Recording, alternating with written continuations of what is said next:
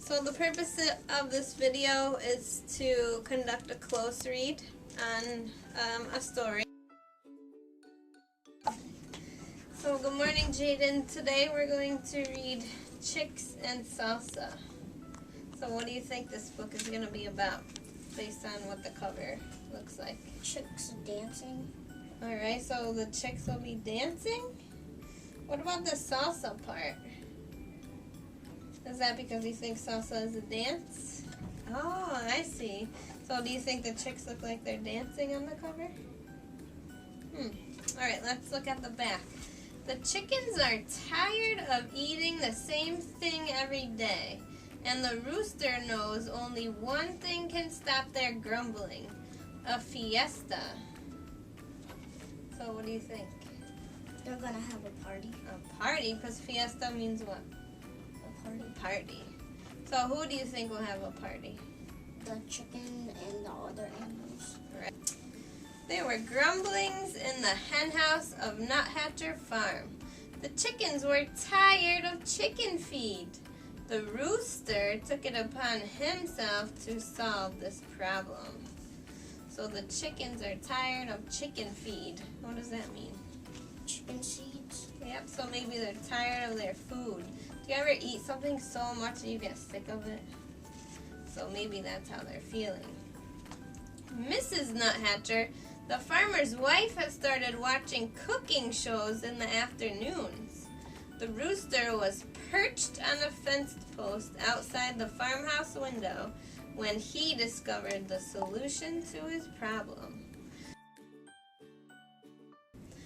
So a close read is something that teachers are focusing on as a reading strategy. So a close read, C stands for check for unknown vocabulary. So before you read the story to the student, or while you're reading, you can just stop and ask students about vocabulary words that you think might be difficult for them. So this says perched. What do you think perched means? I'm standing on the fence. Good job. So the rooster was standing on the fence, and he discovered the solution to his problem. And what does he say? Salsa. Salsa. So what do you think the rooster will do?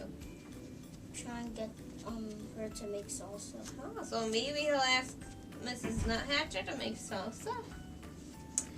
Led by the rooster, the chickens crept into the garden, where they took tomatoes and uprooted onions. That's a new word, uprooted. So what do you think that means? They uprooted the onions. They took them out of the ground. Good job. And look, you can tell by the picture here. He's pulling the onions up. You look at the layout of the text, so you can point out the pictures, or if it's nonfiction, you can point out maps or the glossary or specific things that go along with each text. That night, the chickens ate chips and salsa, though nobody was quite certain where the chickens got the chips. The tasty tang of the tomatoes and onions hung over the barnyard, and the rooster said, "Olé." What do you think olé means?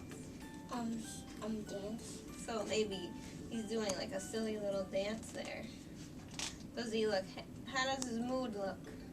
Happy. Happy.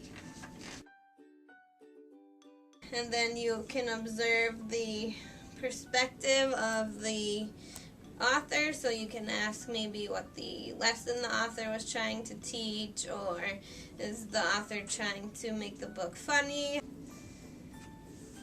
Very soon there were mumblings at the duck pond of Nuthatcher Farm. Inspired by the chickens, the ducks decided they were tired of fish.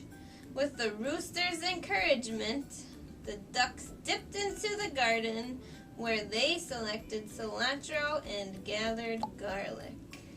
So what do you think they will make? Salsa. Maybe they'll make more salsa. That night, the ducks ate guacamole, though nobody was quite certain where the ducks got the avocados. So where do you think the ducks got the avocados? From The house. Oh, so maybe they went into the house, into the kitchen? The next morning, there were rumblings in the pig pen of Nuthatcher Farm. Overwhelmed by the enticing aromas, the pigs decided they were tired of slap. What does overwhelmed mean? Tired. Yeah, maybe it was too much by all these smells. So they were tired of slap and they were smelling all these delicious foods. While the roosters distracted Farmer Nuthatcher, the pigs plodded into the garden where they borrowed beans and chopped chilies. So what do you think they'll make? Spicy. Chili. Something spicy, right? Because what are chilies? Peppers. Yeah, so it might be something spicy. And then S, study the sentences and the structure. So if there's any rhyming words, you can ask the students about which words rhyme. In this book, a few words were repeated throughout the text, so I tried to get the student to say that word over and over again after the first couple of times. And then E, examine the level of reasoning. So if there was a theme in the book or the author had some sort of a purpose for writing the book, you can ask what the purpose or the message would be. And as you read, you can stop periodically just to have the student make predictions or ask them questions based on what the book is about. That night, the pigs ate nachos, though nobody was quite certain where the pigs got the nacho cheese sauce. The delightful deliciousness of cheese and chilies hung over the barnyard, and the pigs said, Ole. "Olé!" So what are they having? Fiesta. A fiesta, just like we predicted. Did you like that story? So what do you think your favorite part was? When the animals found out the garden was there no more Vegetables? yeah, in the garden. That's your favorite part? Why do you like that part? Because they look surprised. So they were surprised that there were no more vegetables left?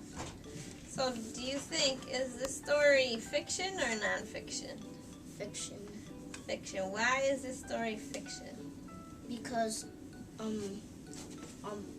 animals can't really talk and they don't dance. They don't dance. What else did they do that animals can't do? They made vegetables. They made vegetables and they cooked and they danced. Alright, and one more question. Do you think you would ever want to visit this farm? The Nuthatcher Farm? Yes. How come? Because then they can make me something to eat. Oh, so if you visited the farm, you would want them to cook you something? Like what?